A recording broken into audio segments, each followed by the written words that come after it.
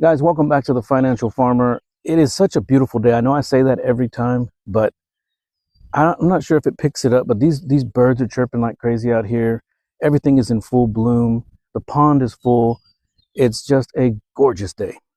Now, last time we talked about polywire fencing and its affordable options and why we use it, because we can just cover this entire area for dirt cheap. Today we're going to do a different option because even that dirt cheap polywire isn't exactly a one-size-fits-all. What I mean by that is, if you look at the area behind me here, this is not a paddock area. We've not fenced it off. This is actually right behind the house.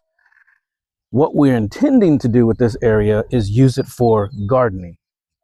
And I really don't want to go out here and mow and clean this area up myself. So instead, what I'm going to do is I'm going to set up a polywire fence that's a temporary fence that just sets in with stakes. And then I'm going to bring the goats, I'm going to break their rotational pattern and take advantage of this extra foliage right now. And when I get the goats in here, I'm just going to let them do their thing and they're going to do the cleanup for me. And once that ground is clear, I can start designing that garden. And if I choose to not do the garden right away, then they just got a bunch of free food. The grass will grow back. Nothing's harmed. So stick with us. We're going to walk you through it.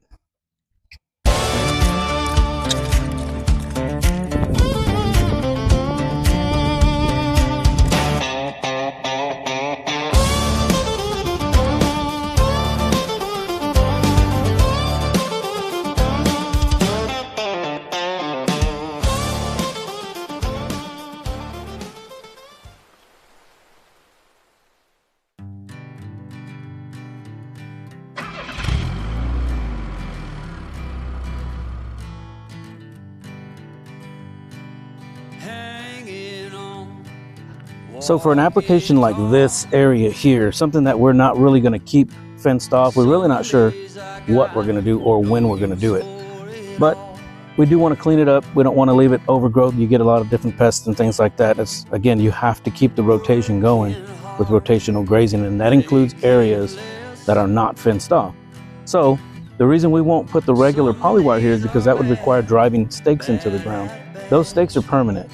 I don't take those out whenever we're ready to move something. I decide I don't want to fence that off anymore. I get a chainsaw, cut the stake, leave it in the ground, and then take the rest of the pieces with me. Real easy, and it's so affordable that you just, why do the extra work? So one of the obvious downsides to having polywire like this is that it is basically a net.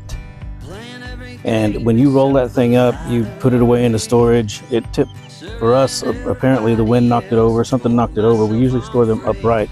It was down on its side and grass had grown through it. So it was kind of difficult to pull out. And when I pulled that out, it changed the way everything was situated. So it can get tangled pretty easily, but the easiest way to get it untangled, I'm not really even going to mess with it here. Easiest way to get this thing untangled is just put your first stake in and then start going from there. One person can do this, even if it's tangled up. It's easily manageable.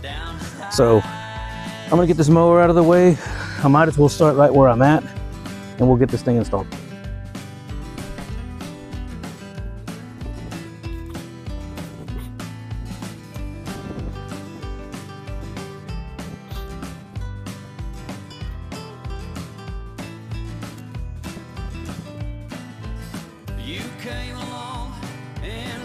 While I'm putting this up and thinking about it, so one of the big reasons that I wanted to do this for this area is that after this heavy rain that we got, everything's drying up now, but I noticed as I'm getting ready to rotate these animals, there's some of the posts are a little bit wobbly in the other side, and I'm not really sure why that is because they're very deep, but regardless, if I can get the animals into here, it would prevent, it would give me time to figure that out and solidify that other paddock before we continue with the rotation.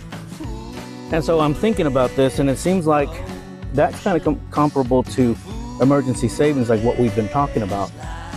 I can take from here without having to mess with the big picture. This is just a small section, a little kickoff that we have. So maybe these little extra areas of overgrowth can be considered emergency savings, something that is just there in case you need it. It doesn't have to affect the overall long-term picture. Because if I skip that paddock, the way we have it set up, it's actually not super easy to back up. That paddock basically got skipped and they got to keep going into their rotation. Okay guys, it probably took maybe half an hour, and that is with putting the stakes in and keeping everything in. I'm about ready to move the goats in, but that's a quick look of it. I mean, there's nothing fancy to it. It's pretty simple.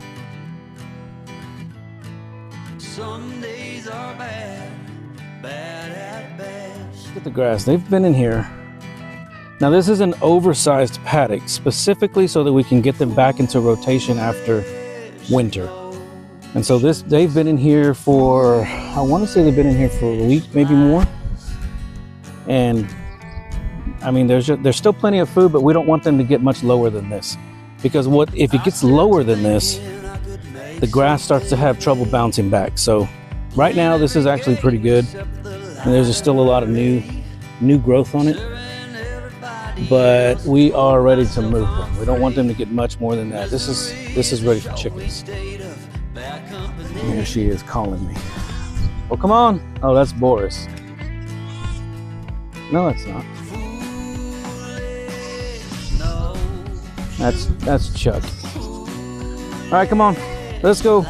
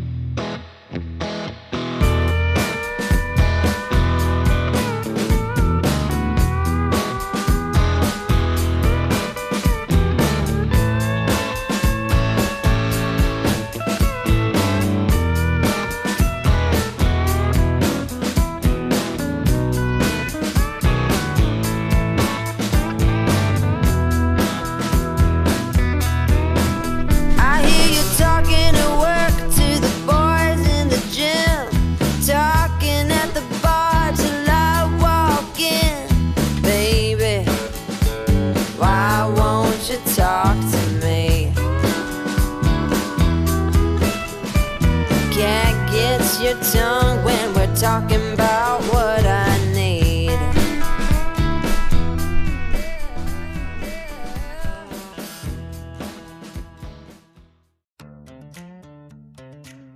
So there you have it, guys, an affordable solution that adapts to your exact needs.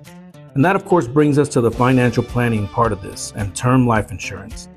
And I'll tell you now, it's affordable solutions like these that really help you avoid expensive consequences if you need them, but you don't have them. You don't need fancy, you need functional. And when it comes to your financial planning, you need protection first, wealth second. This temporary area is now secure, and it's feeding my goats for free using forage that was already growing and just waiting to be used. That's the power of having reserves ready before you need them. The cycle keeps working the way it was designed to. The land takes care of the animals take care of us. When managed right, everybody benefits. That's why I'm always trying to move them onto the absolute freshest forage available. Better feed supports healthier animals, better production, and a stronger system over time. Whether it's grazing or finances, the strongest systems are built before they're needed. Thanks again for watching The Financial Farmer, where we build wealth the same way we build health, one smart move at a time.